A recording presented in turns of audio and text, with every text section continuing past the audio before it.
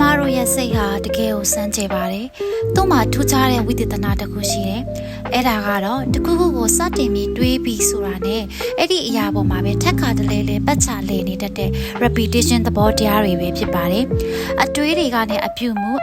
ကနေကံကြမ္မာတွေဖြစ်လာတယ်ဆိုတဲ့သဘောတရားတစ်ခုလိုပါပဲ။ကျမတို့ဘာကိုအများဆုံးတွေးနေတယ်လဲဆိုတာကကျမတို့ဘာတွေလုပ်ဖြစ်မလဲဆိုတာကိုဆုံးဖြတ်ပေးပါတယ်။မကောင်းတဲ့အတွေးတွေကိုအဖော်လုံးမိနေတဲ့သူကတော့မကောင်းတဲ့လုပ်ရက်တွေစီကိုဥတည်သွားတဲ့ပြီး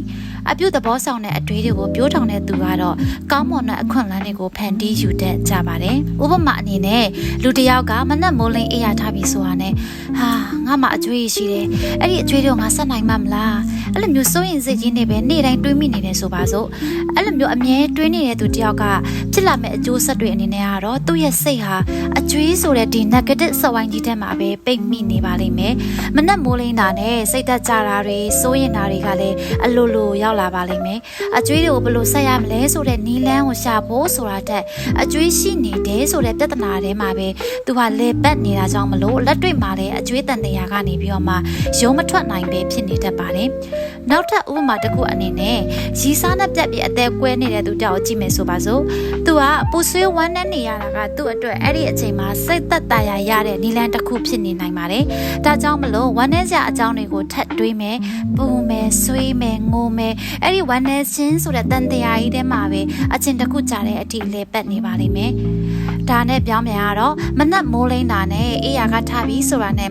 ငါဒီတစ်နေ့အတွင်းမှာဘလို့အောင်မြောင်လုပ်မယ်ပတ်စံသိန်းတစ်ထောင်ဝင်အောင်ဘလို့ရှာမယ်အဲ့အတွက်ဘလို့လုပ်ငန်းပဲအလုပ်မျိုးမဆိုမရရအောင်လုပ်မယ်ဆိုပြီးတော့မှအကောင်းမြင်တဲ့စိတ်တွေနဲ့တွေးတဲ့သူနဲ့အချင်းတစ်ခုကြာလာတဲ့အခါမှာတော့တကယ်ကိုရလက်ကတခြားစီဖြစ်သွားပါလိမ့်မယ်အကောင်းမြင်အတွေးတွေရဲ့ထက်ကတလဲလဲလေပတ်မှုကလည်းသူ့ကိုအောင်မြင်မှုစီကိုဦးတည်စေပါတယ်။ဘာကြောင့်ဒီလိုဖြစ်ရတာပါလဲ။အဖြေကတော့လုံးဝရှင်းပါတယ်အတွေးတွေဆိုတာအမြဲတမ်း repetition ထက်ကတလဲလဲဖြစ်နေလို့ပါပဲ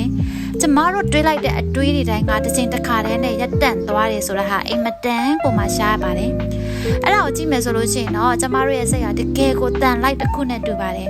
ကိုဆွဲမြက်တွေးနေတဲ့အရာဟောပဲပေါ့နော်ကိုယ့်ရဲ့လက်ရှိဘဝတွေကိုဆွဲခေါ်လာတတ်တာပါအဲ့ဒါကြောင့်မို့ကိုယ့်ရဲ့နေ့စဉ်ဘဝမှာဘယ်လိုမျိုး repetition မျိုးကိုခွင့်ပြုမိနေလဲဆိုတာကိုလည်းပြန်ပြီးစမ်းစစ်ဖို့လိုပါတယ်ကျမတို့ရဲ့စိတ်ကတခုခုကိုအမြဲတမ်း repetition ထက်ခါတလဲလဲလှုပ်ချင်နေတတ်တဲ့သဘောရှိပါတယ်အဲ့ဒီသဘောတရားကိုနားလည်မယ်ဆိုလို့ရှိရင်တော့ကျမတို့ကိုယ့်ဘဝကိုအစိုးပဲအဆွဲချမယ်အစားအကောင်းဘက်ကိုပုံဖော်ယူလို့ရပါတယ်ဒီတော့ဘဝအောင်မြင်ဖို့အတွက်တောက်ချက်တစ်ခုကိုပြောပါဆိုလို့ရှိရင်တော့စိတ်ကိုလေ့ကျင့်ပေးပါလို့ပဲပြောချင်ပါတယ်ဘာဖြစ်လို့လဲဆိုတော့တကယ်ကိုလှုပ်ဆောင်ချက် action တွေတိုင်းဟာအတွေးစလေးတစ်ခုကနေစတင်ဖြစ်ပေါ်လာတတ်တာကြောင့်ကျမတို့ရဲ့အတွေးတွေကိုလွတ်ထွက်မသွားအောင်အတွေးဆိုးတွေကိုများများမတွေးမိအောင်ကိုယ့်ရဲ့စိတ်ကိုလေ့ကျင့်ပေးဖို့ကလည်းအိမ်မတန်ကိုမှအရေးကြီးပါတယ်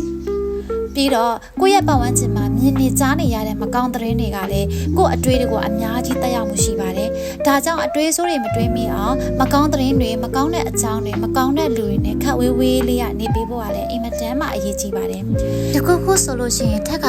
repetition အမြဲလုပ်ချင်နေတဲ့အရန်စမ်းကြတဲ့ကျမတို့ရဲ့စိတ်ဆိုတာ